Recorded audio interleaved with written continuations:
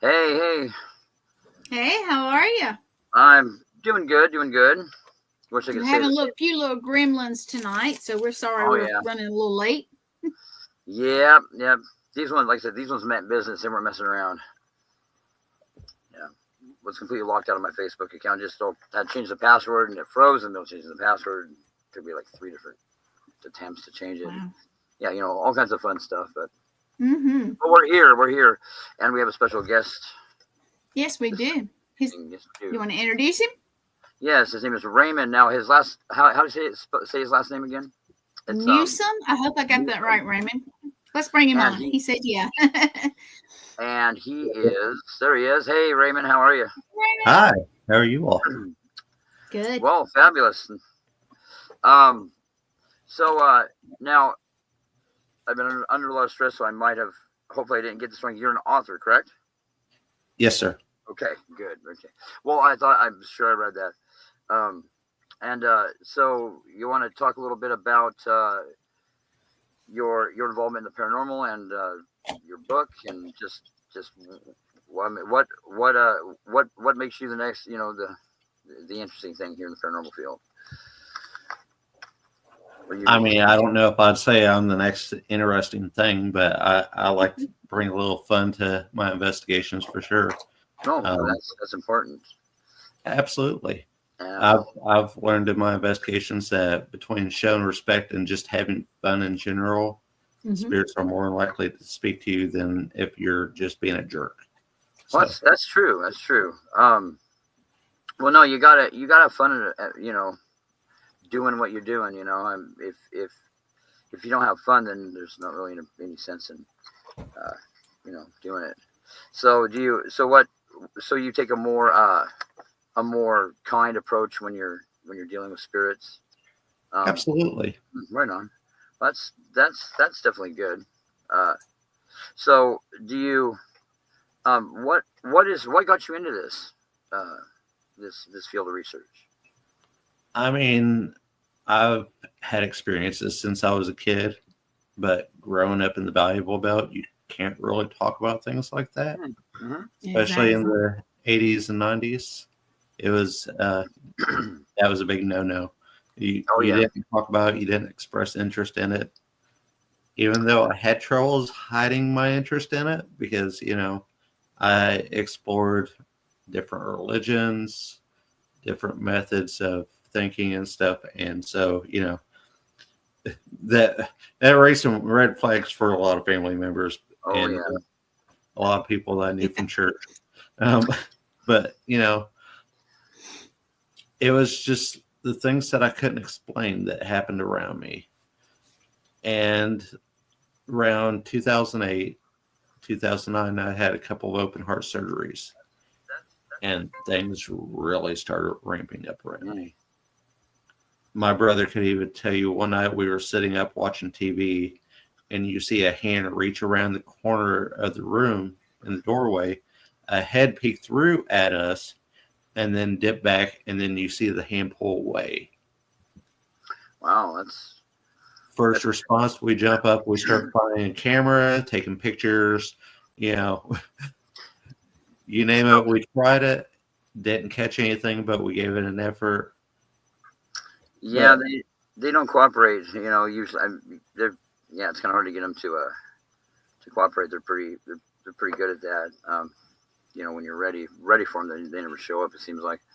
But now, do you feel that? Now, this was after you had some surgery performed on you, and you were so that made a big difference in your own perception of the paranormal. Like you were able to it did something where you were able to see and sense more than what you could before.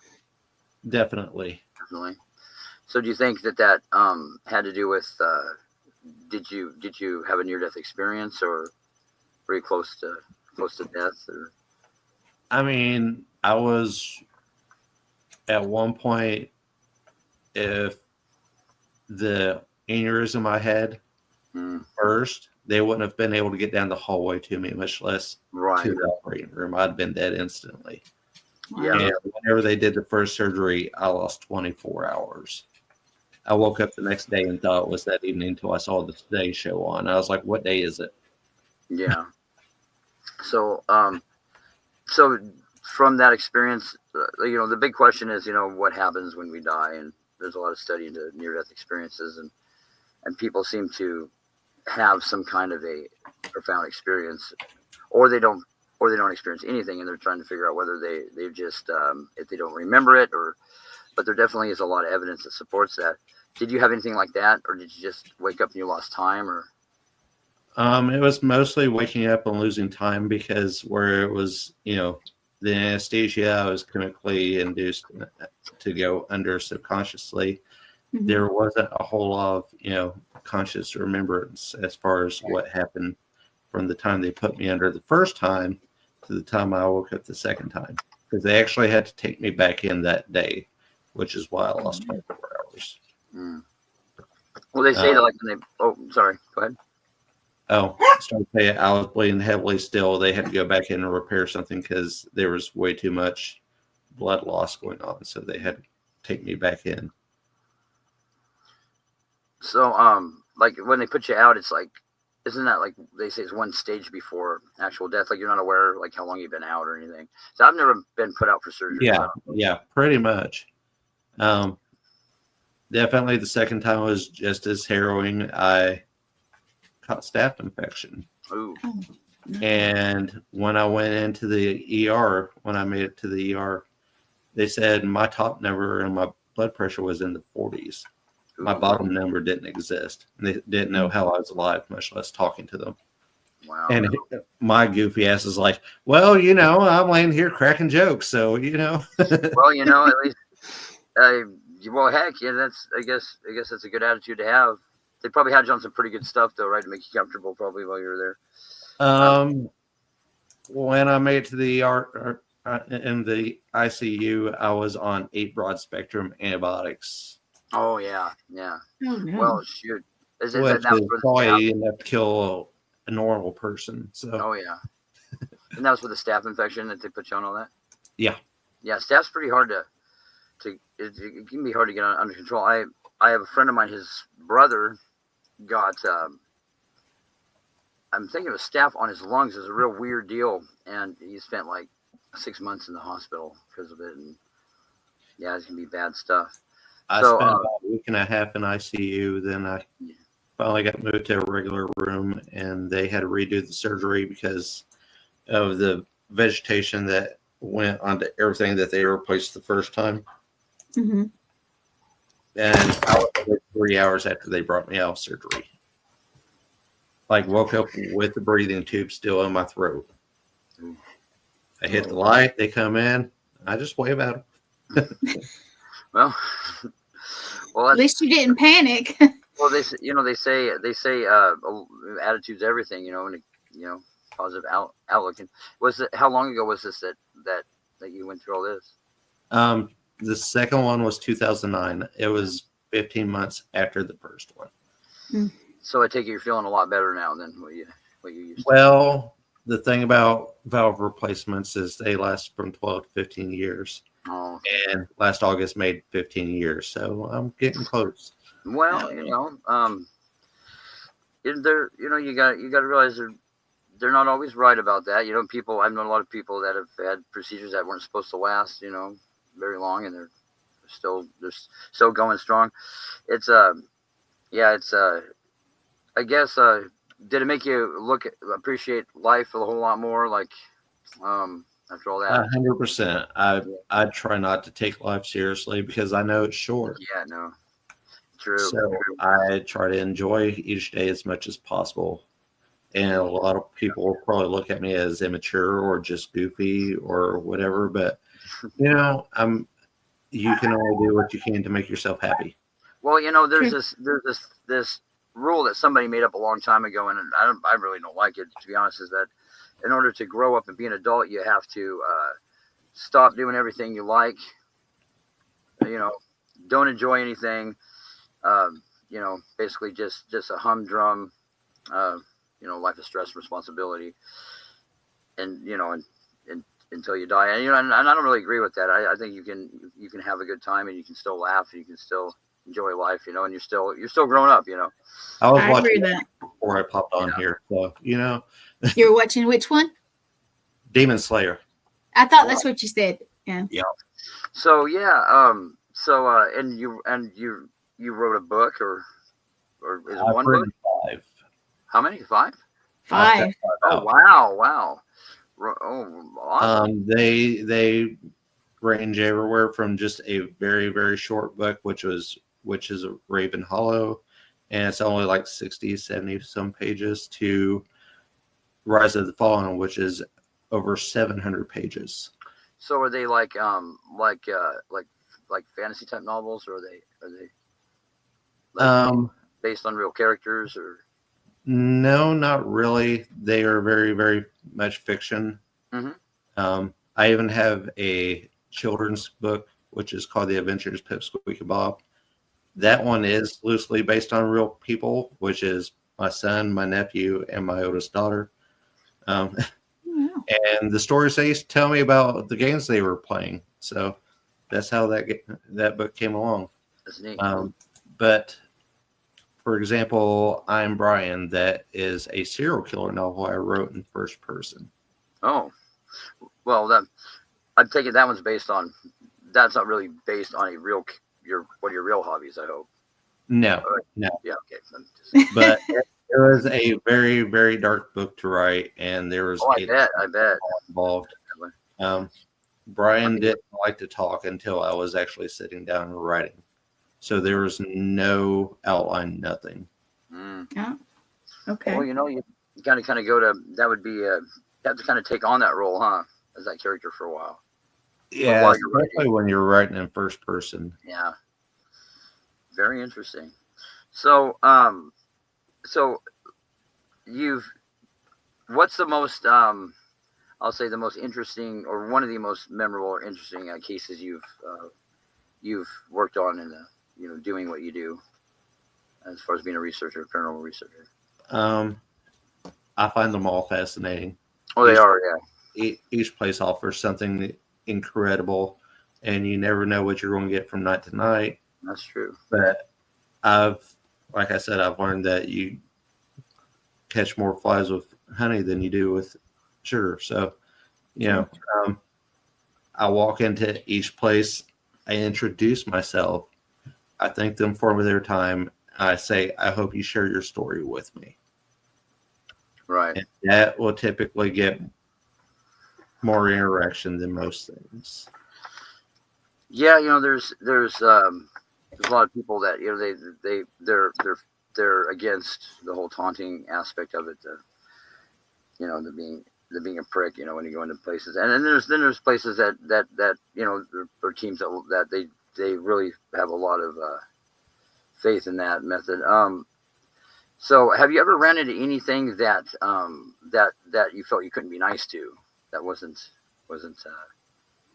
having it? I mean, a couple of things. Yeah. But most of the time and stuff, once there's a respectful boundary set between myself and it, then we usually communicate very well. Unless I was on a house cleansing case of spirit mechanics, then, when you're removing something, everything gets thrown off the table after a certain point because that thing's leaving. Well, nothing's happy at that point either, probably not happy. Exactly. I get cussed a lot and called all sorts of names and screamed at and growled at, and that's it's kind of funny though. I mean, some of the names I've got this file has just got nothing but all these names that I've been called over the years, and some of it's pretty creative actually.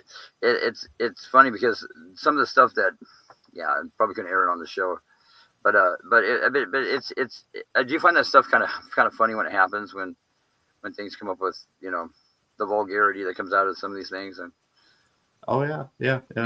It get interesting fast.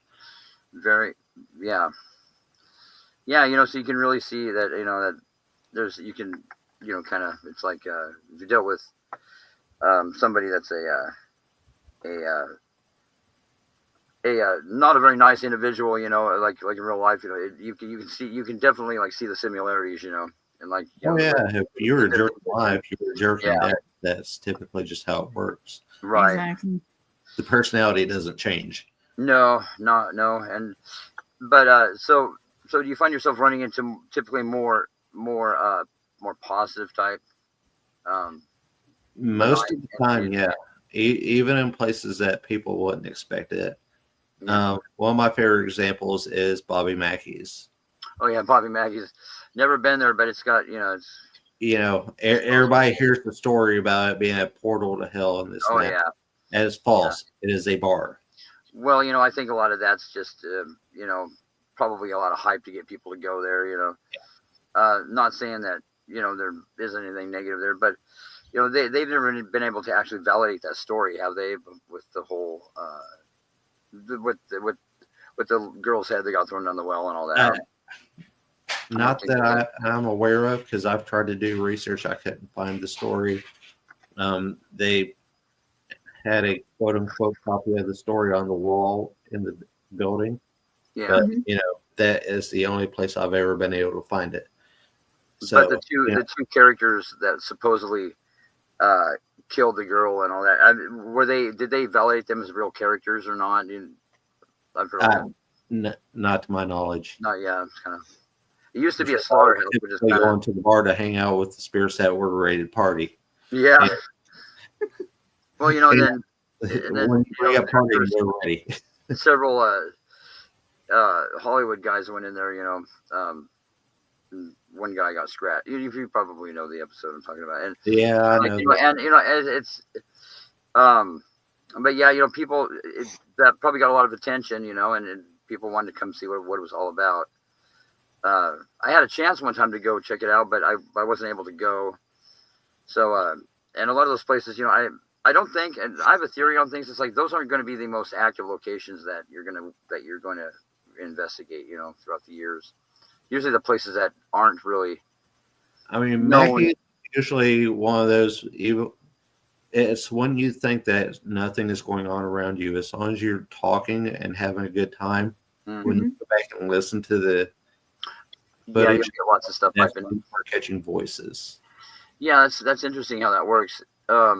That's usually how it is. Like if you're talking to somebody or whatever, they'll pipe in, and it makes me wonder if that has to do with. I had all these theories, like how spirits speak and why they do what they do, and one of the theories I had was that they actually use different tones out of environmental noises to form their words, and when you're speaking, they have a lot of material there. Well, I've also gotten disembodied voices there too. A lot of audible ones you can hear.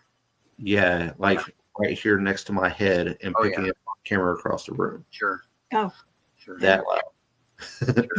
Yeah, those are interesting. Yeah, that's So how does it rate on the locations you've been to as far as being actually? Mackie is definitely one of my favorites. And I've been to Gettysburg. I've been all over Kentucky. I've been to Old Hospital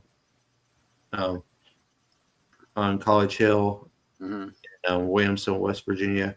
I'm probably butchering that name, and I apologize because the people that run it are wonderful. I've been to Ohio State Reformatory. I've been to places in Tennessee. Texas, you name it, I've tried to visit it. Actually, a place in Texas is what got me back into investigating almost 4 years ago, because I had to take a long break there and went on vacation in Texas and visited a place called Bishop's Palace. If you haven't heard of it, it's an old house in Galveston, Texas. And I caught a picture that I could not explain, because I was taking a picture of all the old architecture, because I love history. It's one of my favorites. And I was standing still taking this picture of this mirror, and all the color swirls, and there's a figure with a hat and eyes staring at me beside the mirror. And I was like, oh, okay. And So I was like, okay, I've got to start doing more research. I've got to start getting more evidence, and that led me right back down the path. There's we have a lot of odd stuff out here and where I'm at, and a lot of strange, uh, really active locations. And there's one location where this individual, and we were just talking about this case. That's why it popped in my head. Is it was in Camas, Washington, and it was this guy claimed that he had something under his bed. Now, I mean, some of these claims are outlandish, but until you go, actually check it out, for yourself. And this one happened to actually be a lot of. This was very, very. He was being legit what he was reporting. This thing was under his bed, and it would harass him at night, and it wasn't something that like a spectral entity, like you could, like your classic how you picture a spirit. This thing looked like a little creature, character or something, and of course, I'm very skeptical when I go into this, like very, very skeptical.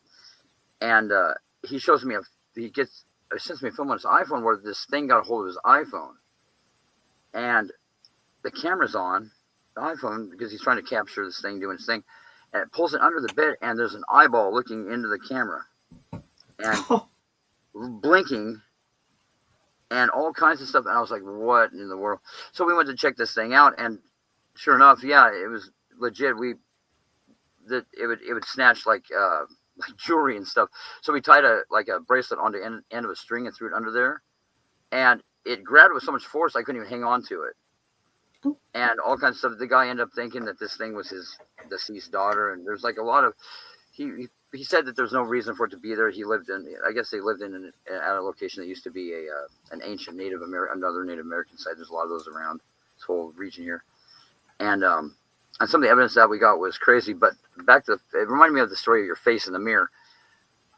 There were a couple of my team members. One of them didn't even want to go in there because it weirded him out so much. But he's sitting in the car and he's filming inside the car, and the plastic part of the plastic interior morphed into this perfect face, and he's filming it like as it's happening, and it was just insane. It was crazy, and it like reminded me of your story that you were saying, because he's like, dude, there's just a face that's morphed out of the plastic out here.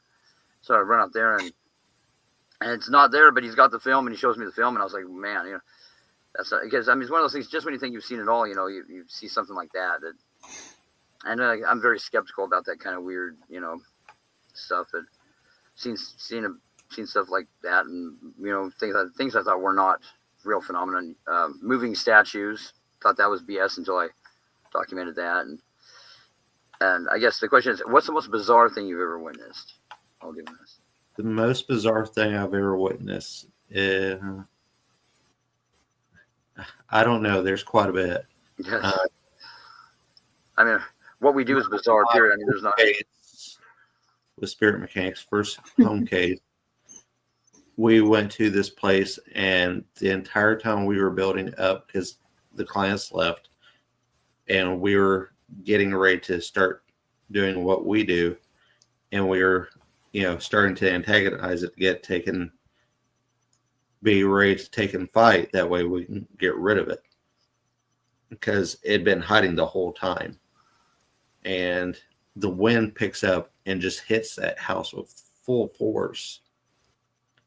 And before we even get everything completely finished, as night fell and stuff, there wasn't a cloud in the sky, but it was snowing on that property, and only on that property. Yeah. And yeah, stuff like that. No, it is an interesting moment. Oh, yeah. Madison Seminary, I was there with some friends, and me and one guy were upstairs playing with some of his equipment and getting interactions and stuff. And from down the hallway where there's nobody, because everybody else is 2 floors down, and me and one guy we hear a scream, and there's nobody around. Oh, yeah. So like it's out of the blue, like a blood curdling scream, like come out of somewhere in there, huh? Yeah, and I was just like, what the hell was that? yeah. When that stuff happens, it kind of like it more than scary. It kind of like catch it. You know, it just you can't. You're kind of like excited about it. You know, like you haven't really Always, especially when I get to catch it on camera. Oh yeah, well that's always nice.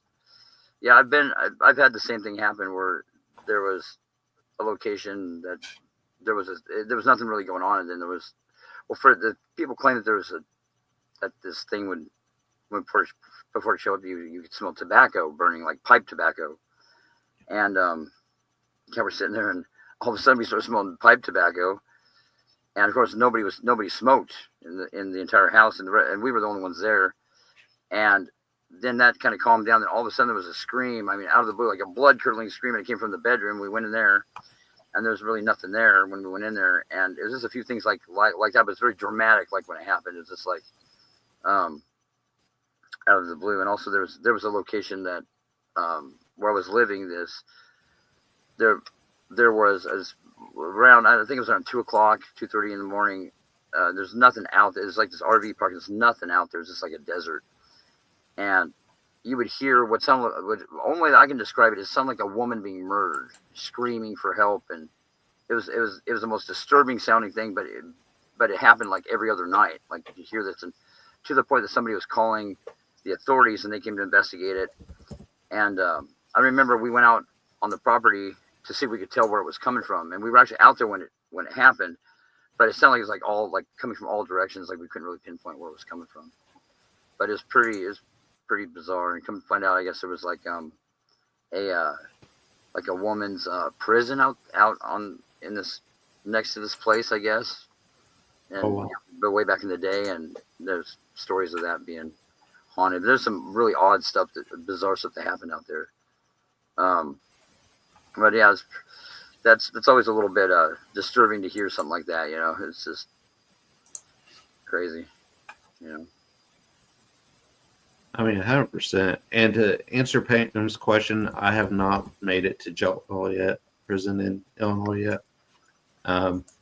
It is on the list. It's just I haven't made it that far. Eventually. Where was that? What location was that? Did somebody ask that in the room? I must have missed it. Yeah, Pam Harris asked the question. Mm-hmm. What was the name of the location? Joliet prison in Illinois.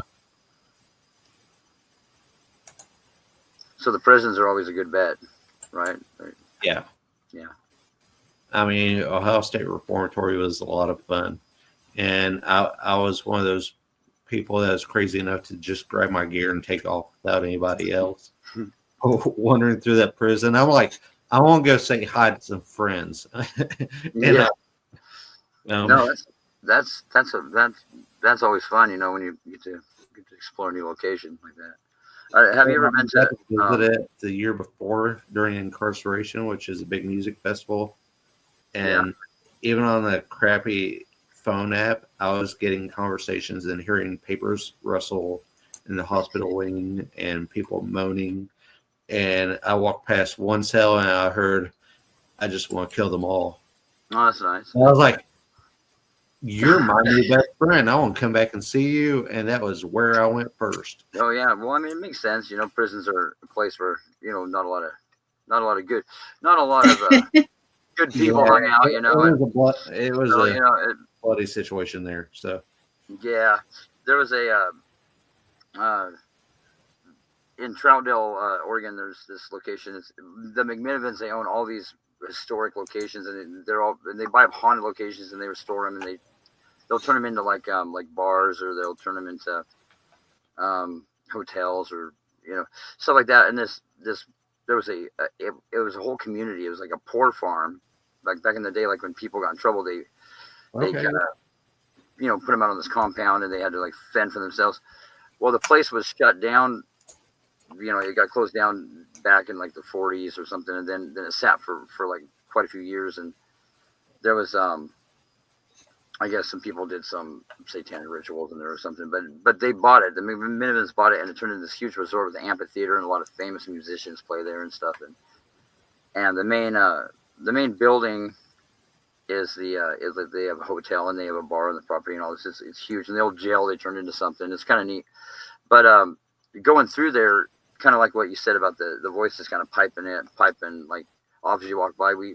The stuff that we got on our audio was just insane. Like, it was a lot of stuff, a lot of comments. Some of them were funny. Like this voice kept going, this raspy voice. We kept picking up, going, "We got to get off this party bus," whatever that means, And but it was pretty interesting. We got to stay in this one of the houses on the property was known as the Athena House, and the administrator, I guess back in the day, he had a daughter that disappeared, and they never found her. They named the house after her. Well, the place was so haunted that nobody wouldn't like to go in there. I mean, they just kind of, they didn't even like rent it out to people. That was their plans originally, because it's like a 2-bedroom upstairs and just like a little kitchen and living room downstairs. Well, they're telling me that, like, it's so haunted that, in fact, that this furniture slides around by itself upstairs and all this stuff. And I'm like, yeah, okay, whatever, So we go out there and they let us in there. And first thing that happens is the doors won't open. All this stuff starts to happen. It's weird. And we get in there, and I just sat our equipment bag down in one of the chairs, and the China hatch, all the doors open, and the bag flies off on the floor. And I was like, whoa, okay. So, I mean, from the minute we got in there, all night long, there was so much ridiculous stuff moving around, and there's something that kept coming down the stairs and peeking around the corner, and upstairs, you could hear the furniture sliding and hitting the wall. Like there was like a love seat. We couldn't get up into the room because the lock malfunctioned, but it was just insane, the activity that was in there. So if you ever get a chance to check that place out, it's a good one. Oh, definitely. Yeah. I know Octagon Hall is extremely active like that too. Octagon Hall, yeah, I've heard of that one. Yeah, it's in southwestern Kentucky. They're in Franklin, Kentucky, and from the time we walked into that building to the time we were leaving, there was stuff going on. Oh, yeah. I was running down the stairs. Yeah. As we were walking out the door. Yeah, it's just, I mean, insane how some of those places are so active like that. Yeah, there's anything make movements. Like there was this when we investigated the house, we got to investigate a lot of other locations that were haunted. There's one area that they called the bell tower, is what they call it, and I guess they had it was like an orphanage or something back in the day, like during World War II, and they took us behind this wall, and the public wasn't allowed to go back here.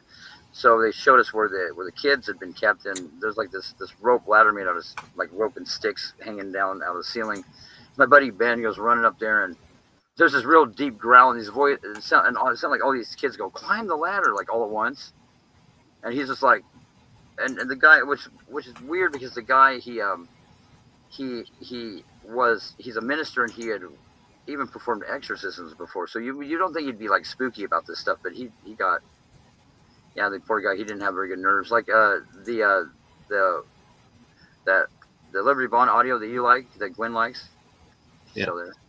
Yeah, he was there, and that was the end of his ghost hunting career. This guy Ben, I'm talking about, that he had been, like I said, the guy performed exorcisms and like legit guy, and that was just too much for him, man. He'd never go back again. He tapped out. That was it. So yeah, he didn't have a real good. His nerves were kind of.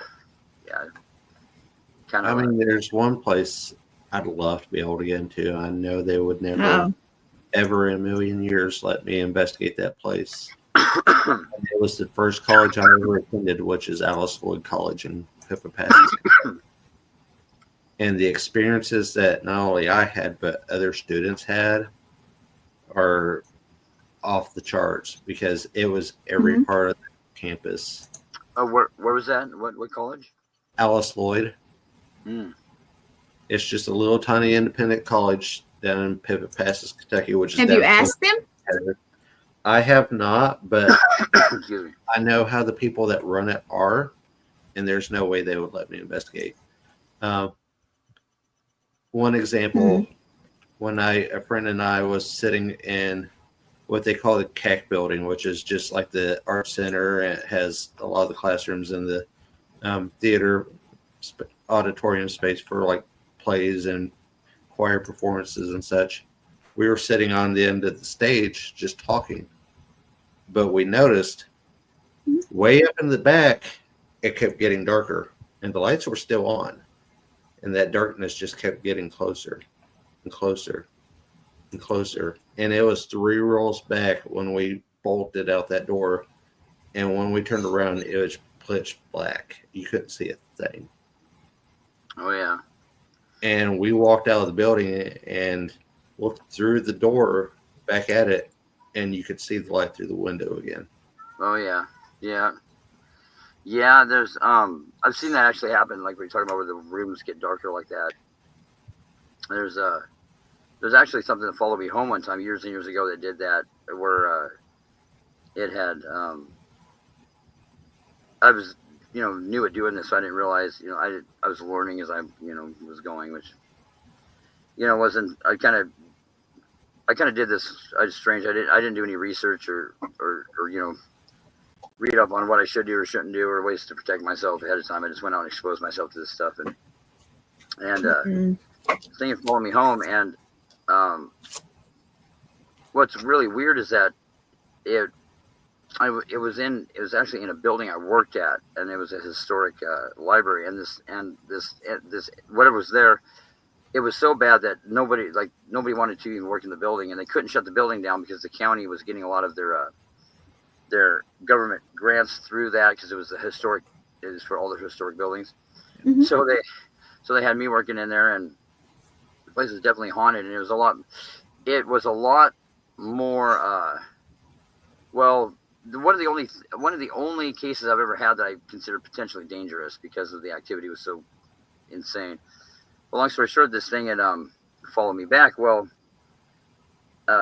these strange things started happening. Like, for one, I started hearing my cell phone ring, and I go to answer it, and it wouldn't be ringing. So and I heard that like the entire day, like all day long, and I just got to where I didn't even pay attention to it because I thought it was.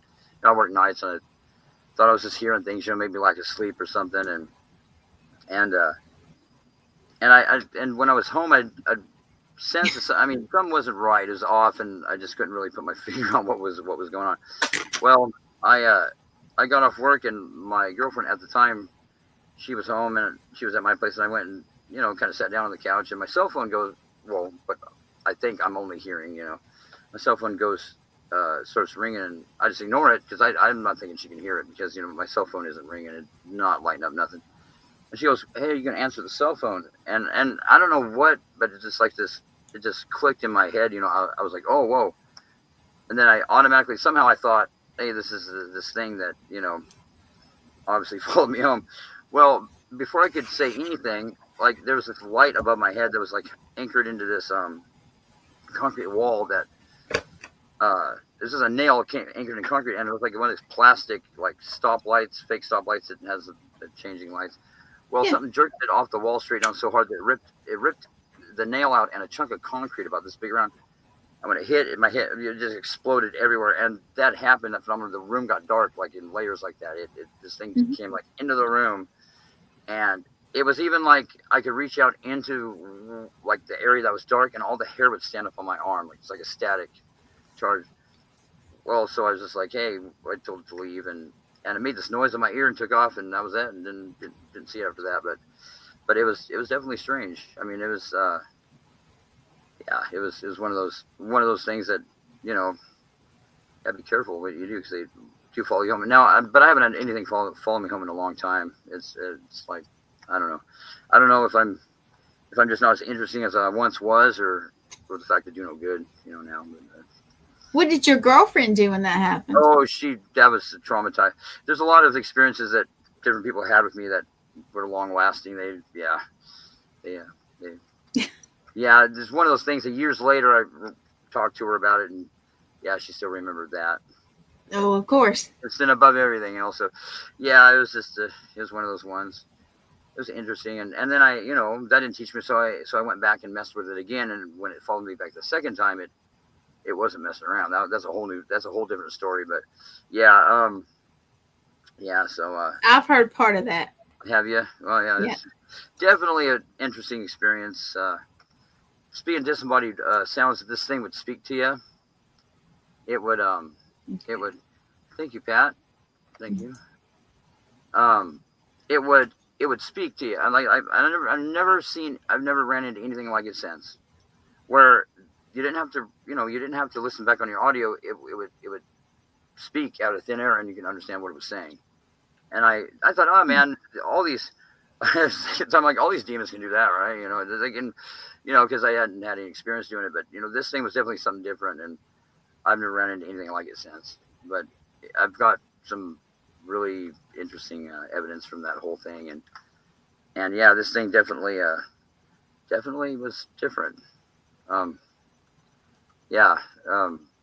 That's, and I'm compiling some like a compilation of evidence. I'm still putting it together, Gwen, that from some of the Yeah, I need you to, if you would, and send this it has to nothing to do with it, send me the evidence from where we did the live at the Oh, Belmont. I'll do that. I have that extracted. I just keep forgetting. I'm It's sorry. okay. So Raymond, I have a question for you. I was looking your books up. I was gonna show them so everybody could see.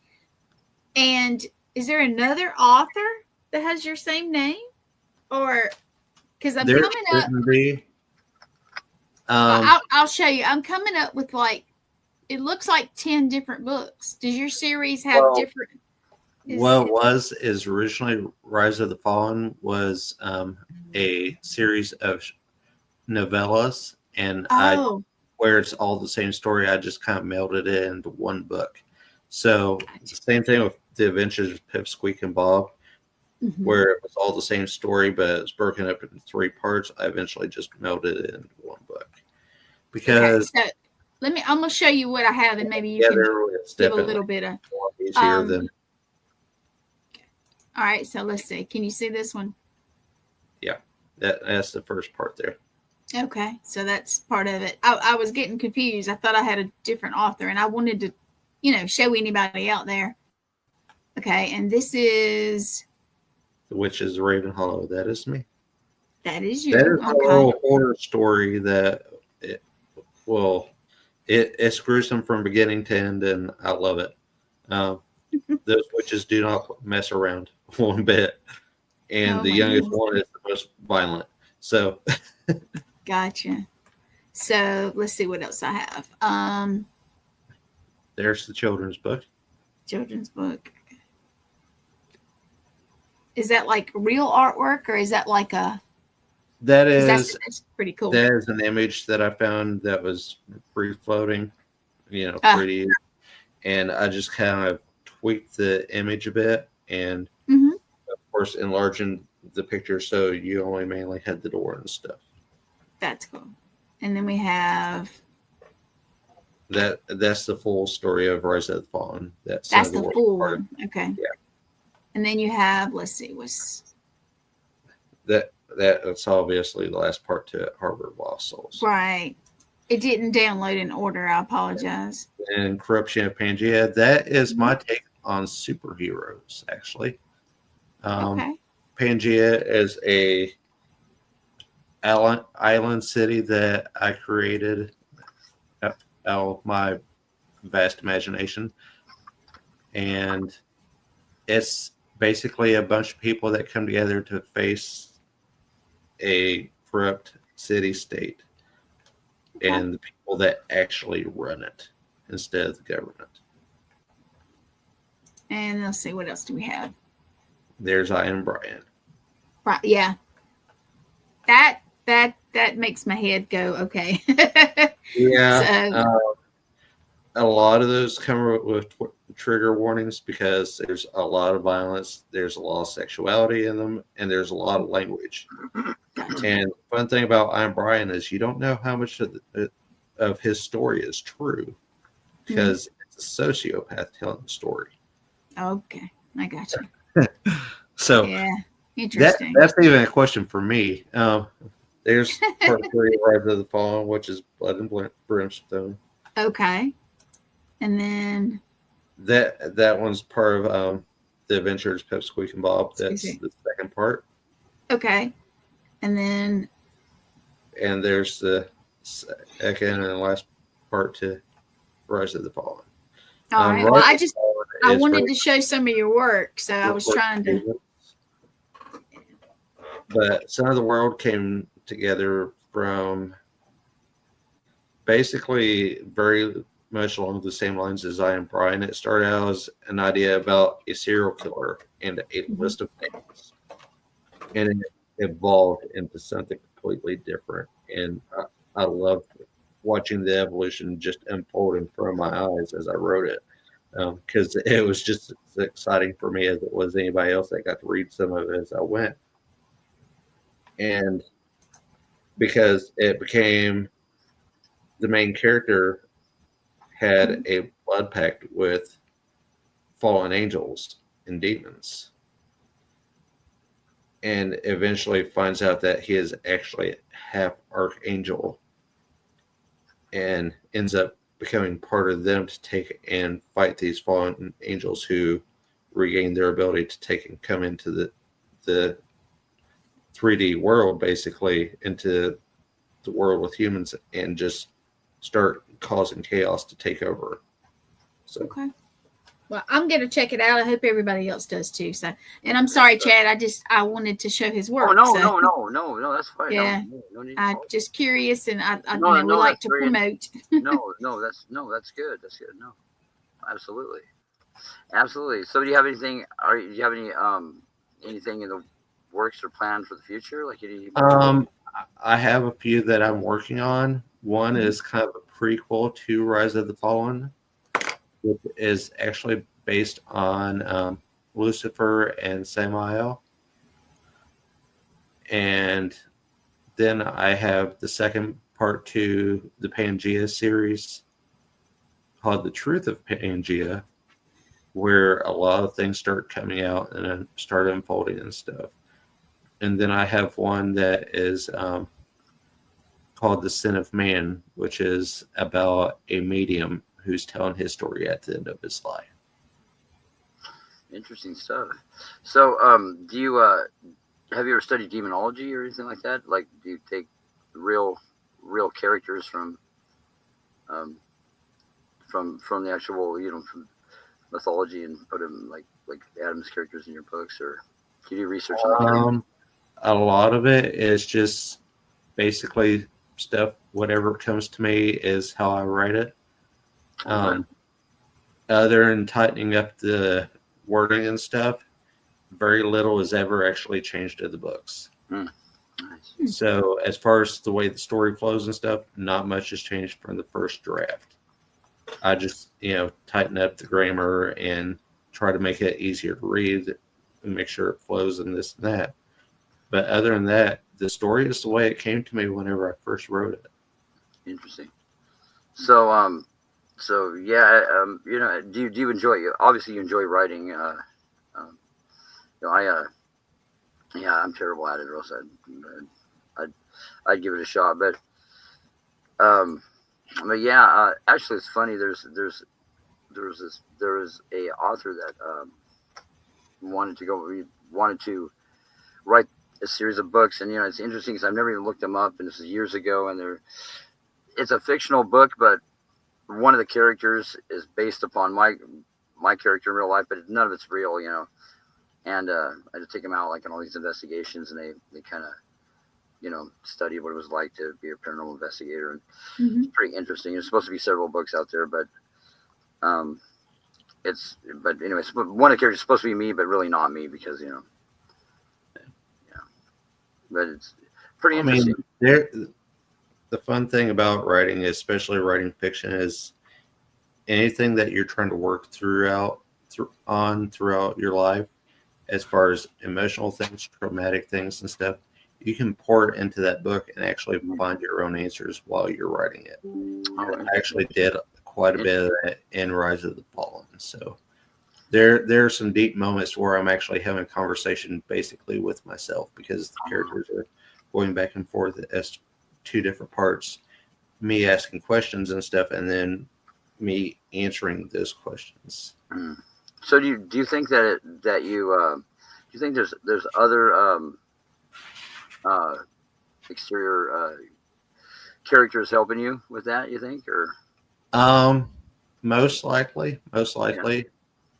I mean, a lot of the archangels and stuff in the book is based on my understanding of them.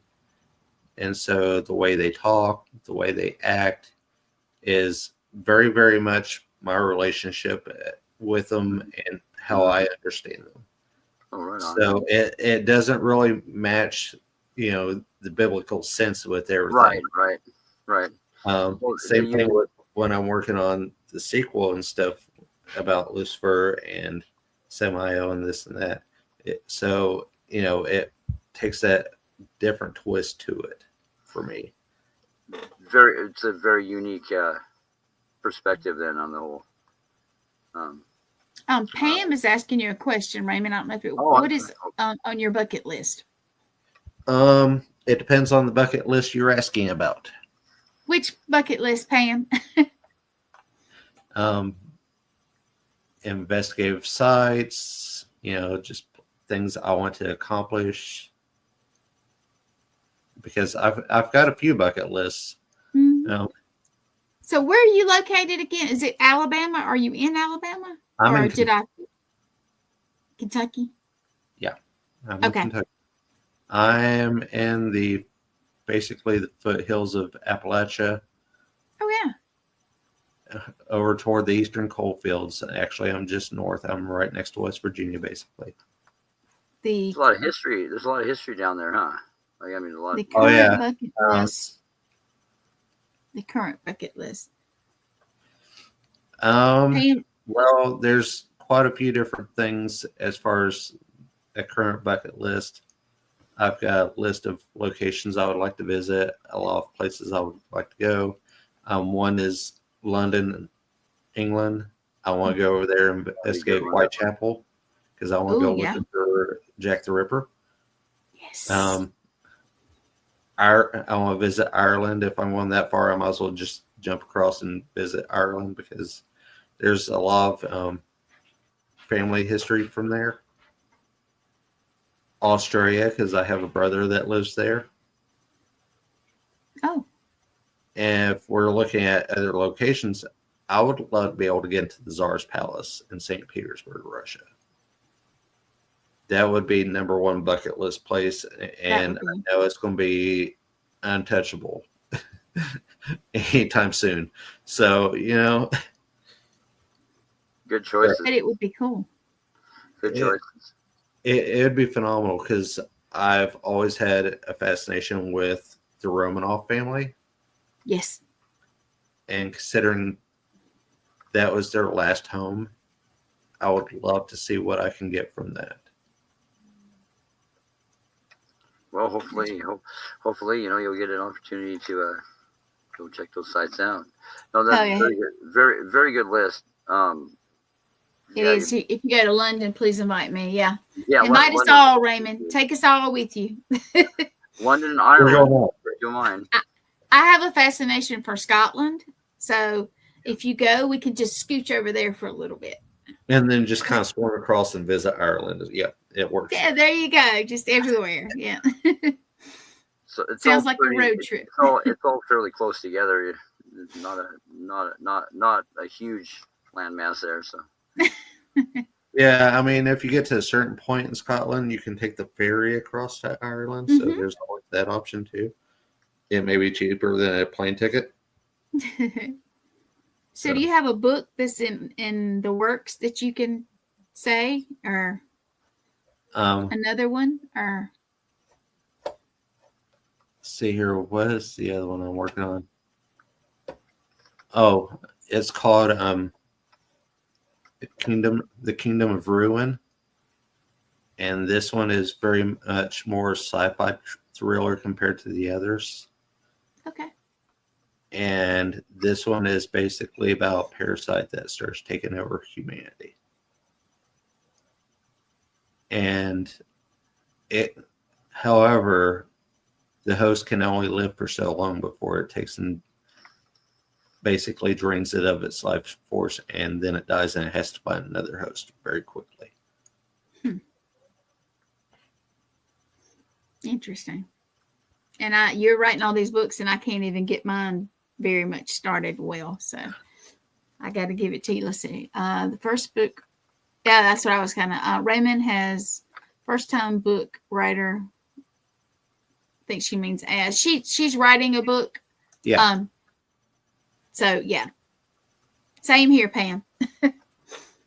My She's advice asking, for a first time book writer is take it one chapter at a time. If you only view it as one chapter, then Mhm. it's not nearly as daunting as looking at the whole book. So if you focus on that one chapter and write it till it's complete, then you focus on the next chapter and write it till it's complete. That way it's smaller blocks and it's not as scary as, well, if I had this 400 or 500 page book, you're only looking at one chapter at a time. That's smart. Good advice. And Chad could write a book. I wish he would. Some of the things we've talked about, it'd be very interesting. Maybe someday. It helps with the, ADHD, autism thing. Oh yeah, that's good. Being All able of to- us, I believe. Therapeutic. Oh yeah. it Yeah, helps I was actually diagnosed with that and real bad when I was younger. And yeah, it's I can see where that'd probably be therapeutic. The thought of it is overwhelming, but maybe it would be the opposite, for me. I don't know.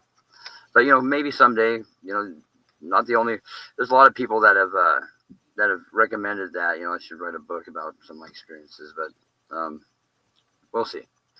I mean, definitely. Yeah. Yeah. You gotta you have memories to go off of. Mine is whenever I read, I can see everything happening. I can hear everybody talking. I can see, the way they look, everything. When I write, it's the reverse. I reverse engineered it. So I can see everybody. I can hear everything they're saying, and I can see everything that they're doing and hear their thoughts too. So I'm literally reverse engineering the way I read. What's going on? Yeah. Interesting. I self-publish,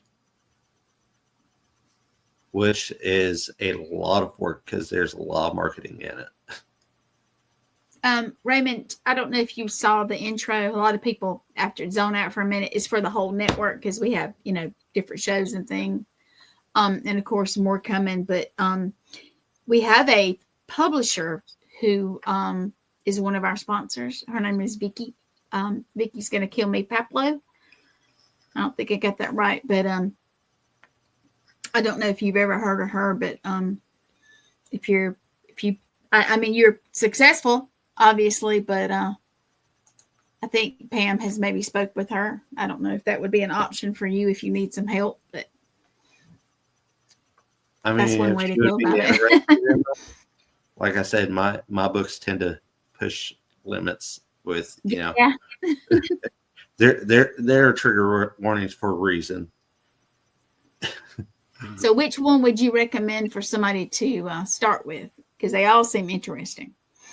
It depends on your flavor. Honestly, if you like more of the supernatural stuff, Of course. either The Witches of Raven Hollow or Rise of the Fallen. Like I said, they both come with a lot of graphic content. All of them do, except for the children's book, because that'd be a horrible way to write a children's book. And if you're into like serial killers and stuff, definitely I Am Brian or Corruption of Pangea, because you get a bit of it in Pangea because none of them are afraid to, off somebody. And of course, like I said, Brian, you really dive into the way he thinks and the way he sees what he does. And he honestly has this very, very much, he wants to be the superhero, even though he's just a murderer. So he sees himself as the good guy. But there's a lot of twists and turns in that book and stuff. And I don't want to ruin it because the way I came up with it was just hilarious. And thanks for watching, Pam. She's going to. Yeah. Thank you. you Have a very good much. night. Yeah. Have a good evening.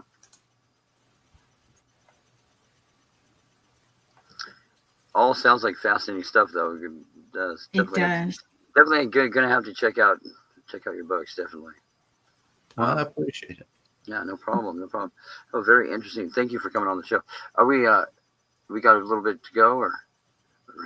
We can go over a little bit. Okay. I was going to say, Chad, what do you have coming up? Because you haven't Oh, said lately. I'd like to know some of that too. There's a few things we got coming up. We're working on. Did I mention that we're working on maybe going back to that location where, well, with the thing that followed me home, we're working on that right now. My favorite location, or the one that's Well, got your favorite location. We definitely have. We did go back to that place, and we have some evidence that is some we captured that is pretty cool. Oh, you don't want to hear it. Yeah. Well, it's audio and it's a video, so we actually got some video evidence of something that's pretty bizarre. Yeah. I'll have to extract and get that out there because Raymond Renee. Yes, Is it Renee Cote? is my sister from another mister and my co-host for Different Things and Cemeteries. Oh, I cool. thought that. Okay.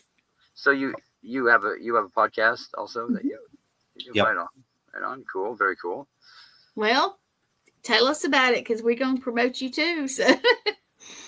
I mean, we talk about everything from serial killers to horror movies, and right now we're doing the entire month on the Salem witch trials. Last month we did the Atlanta child murders. We've covered Bundy and Gacy and just several different serial killers, some lesser known, some more obvious ones. And I know in May we are probably going to focus on H.H. Holmes. Oh, cool. And that's going to probably be a month long divulge into his world because there's so much to unfold with Mr. Mudgeon. And just taking the route that we have this year as far as making it, more than just one show about the subject has given us a whole lot more space to take and actually dig into it and find as much information as we can, because we've even found the original court documents and stuff that they've had. Wow. And we talk about those in the show and stuff. And so, yeah, it's a lot of fun. And we just like to share information about them. And even cases where like they're still missing kids or yes, victims haven't been identified and stuff, we share those links. That way, people can try to reach out and see if that's actually someone that they were related to. Right. Well, we do we have on our channel the serial killer show before this show. That we talked about Lizzie Borden tonight. So. Lizzie Borden. Nice. I've been to that house. I have not, and most of the other people on the show had. So I was like, I am so jealous. How's that one rate for us being It's fun to visit. I don't know if I would take and investigate it, but it was fun to take the tour and to visit and stuff. And I actually did catch a picture with a face showing up in a mirror while I was there. Ooh. So that was fascinating. Cool. But I don't know if I'd spend the night, mainly because I don't really expect to get a whole lot. That's what I've heard. I've heard that it's an interesting place, but it's not. It's very hit and miss. Yeah, that's what I've heard. Is there anywhere in the United States that you would like to visit in particular? I'd like to go back to Gettysburg. I'd like to investigate like where the witch trials actually took place and stuff. Locations. There's a jail in Eastern Texas I'd like to go back to. It's a former jail that has been turned into a coffee shop. Wow. And You gotta look down and do that, I was describing things to the lady that ran it and stuff, to the point that she was able to verify with her experiences that stuff was actually happening, and invited me up into the cell area where I have a voice recording where you can hear me talking and stuff, and all of a sudden the sound just completely muffles out with the phone laying in my hand like this. Oh. Touching the mics. And eventually you start hearing wind blow, which is impossible because the windows are all sealed off. And then you start hearing drums. Oh yeah. Yeah. So is it a Native American site? Or is it? No, apparently there was a tree right next to the building that they used to hang people from. Oh yeah. Oh, Yeah, you know, there's a really, I think I've talked to Gwen about this. There's a really active location like 2 blocks from here that the Oskaloosa. Did I ever talk to you about that place? Because it used to be gallows used to be out there, and that's one of the things that, yeah, it's, I mean, 2 blocks away. I've never investigated it. I should probably go check it out because it's supposed to be really active. Yeah, it's right there. That's right there. Spiritual battleground here in Kentucky, because I hear those are really active. The old Civil War sites. Yeah. There's a lot of stuff that goes on. That's why Gettysburg is such a draw too. I had so many fun experiences there before I investigated it. Yeah. Hearing people scream names in my ears and hearing whispers from small alleys in between houses and all kinds of stuff. Mm-hmm. Yeah, the whole location and the whole region is active. Spreads out the ways. Yeah. Well, a lot of tragedy, Yeah, absolutely. Lots of lives lost there. Very interesting. No, those are all very fascinating places. Unfortunately, I hope I get to check out some of them. It'd be fun. Yeah. But Ireland's a good one. Great, you mentioned Ireland. The other location. What was it? Was it the what's the White Tower? Bloody Tower? Is that the one you want to go? Whitechapel. Oh, the Whitechapel. Yeah. That's the area where Jack the Ripper killed. Oh, Jack the Ripper. Okay. Yeah, the other ones were King Henry VIII as wives executed. Correct. The Bloody Tower, the Black Tower. Yeah. Or something. Yeah. Yeah. One thing about Europe is lots of history there. It'd be neat to go check out some of those castles, like Leap Castle. I've always wanted to check that one out in Ireland. That'd be interesting. Some of the German castles too. That'd be fun. Sure. All those castles are a good bet. It'd be neat to see what goes bump in the night in there. See how different it is from what we have over here. Yeah, exactly. Yeah. That's like where you are. I'm in the South. I'm in South Carolina, and I know Raymond is South, but the stuff here compared to what you guys talk about up there, it's different. Different stuff. Yeah, it's what I've noticed is that there's a lot of like where I grew up and I started investigating first. Those locations are so much different than what we have up here, even where I'm at now. Insane. I mean, I was really, really fortunate because some of the locations that were kind of like my laboratory, you go check them out. They're right there. I mean, they turned out to be really, really unique. Now that I've investigated abroad, and I got pretty lucky. They're really, really active, insane, really interesting stuff. Stuff that people hear about it and they're like they don't believe it because it's insane, like some of the activity, like that location, your favorite location. If you're ever up here, we're gonna have to go check that one out, since well, I am coming up north this summer, and I'm gonna see what I can do. So nice. Well, you guys, it's been about an hour and 11. Right. So why don't you tell people how to get in touch with you, or just promote yourself? Do whatever you tell them. Tell them something. You can find my books on Amazon, Barnes & Noble, Kindle, Apple. You name it, the books are available.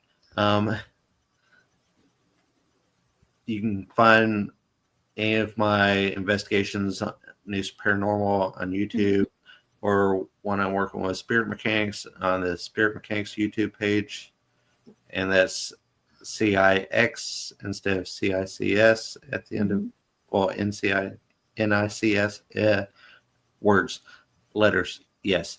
Yes. And then you can catch my podcast on Raven Hollow Productions on Facebook and on YouTube. I know this coming weekend I'll be with Spirit Mechanics in Elizabethtown, Kentucky. We are going to be at the Light It Up Fest, which is going to be a lot of fun. Connor sisters are going to be there. And there's one event inside the event where there's going to be 5 different channelers. Oh. Going at different times. So that's going to be fascinating to watch. At the end of the month, you'll be able to catch me with Spirit Mechanics at Sacred Journey Market in Cincinnati, Ohio. And that's going to be a lot of fun too, because we've got Mr. Ken Boggle coming and a few others, and it's usually a blast. So. Well, that's cool. Very fun. Very good. How about you, Chad? You gonna put it out there? You got something coming up here? Mine's pretty simple for right now. Chad Zummel at Facebook.com. Yep. Put me on Facebook, and I'll get in touch with you if you get a hold of me. Or you can tell me if you want. Or if you can get him, Quinn, and then she can get a hold of me, and one way or another, yeah, you can definitely get your message out there. Yeah. We're definitely gonna have some stuff coming up, some fun stuff, and it's just gonna get better from here. So. Yep. Yeah, thank you for everyone that tuned in to Chasing Nightmares. Thank you, Raymond, for being on the show. Appreciate it. Yes. Also, thank you to very talented Quinn for being on the show. Thank you. To make sure we don't get out of hand. No. I have to control you some. No, I'm just joking. No, I have good people. No, thank you. I appreciate everything that the network's doing. And network's getting bigger, better. We are. And, I have to give it to Raymond. I see him, even if he doesn't stay the whole show, I see him pop in and he'll comment. Thank you. Please keep doing that. Please. Yeah. And now that I know about your shows and stuff, I will. Yeah, we support our people. We collaborate. We have people that share ours. We share theirs. And matter of fact, if you guys don't mind, a friend of ours, Mark, who does a show on Wednesday night, he's got a Paracon coming. And I would love to run his little ad for it if you guys are cool with it, and anybody that's out there, or you guys also, please, if you can make it. Well, Sean can tell you I support anybody and everybody I can. Yeah. So. Well, we love it. We're not one of these that are like competing. Not like that. We want everybody to succeed. I just support everybody. Yeah, I appreciate it. Absolutely. We're all on the same team now. People forget that. There you go. All righty. Well, thank you so much for being here, Raymond, again. Yeah. Thank you. Would love to have you back sometime. Yes, sir. Yeah, that'd be great. Hey. And sign us out there, Chad. You all have a good evening, and thank you for tuning in to Chasing Nightmares. Thank you to everybody that viewed. Thank you. And see you next time. All right. I'm gonna run this little ad for Mark. Here you go.